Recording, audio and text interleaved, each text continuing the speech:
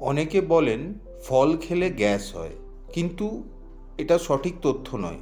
ফল খেলে যাদের গ্যাস হয় সেখানে তারা সঠিক নিয়মে ফল খান না, সেই জন্যই গ্যাস হয়। কেননা যেটা হজম হতে সময় লাগে সেটা পরে খাওয়া উচিত, আর যেটা হজম হতে সময় কম লাগে সেটা আগে খাওয়া উচিত।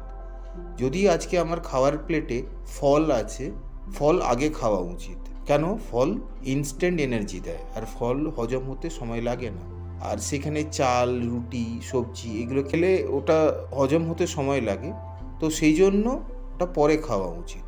কেননা যদি আগে আমি ভাত, ডাল, সবজি খেয়ে নিই তো সেটা হজম হতে সময় লাগবে, আর তারপর যদি ফল খাই সেটা তো ইনস্ট্যান্ট এনার্জি হয়ে পেটের মধ্যে রয়ে আছে, সেটা তো প্রসেস হচ্ছে না।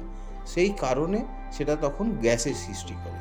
সেই জন্য মনে রাখতে হবে যে ফলটা আগে খাবো, আর তারপরে সবজি খাবো বা ভাত খাবো বা রুটি খাবো, তাহলে এই গ্যাসের প্রবলেমটা থাকবে না। ধন্যবাদ।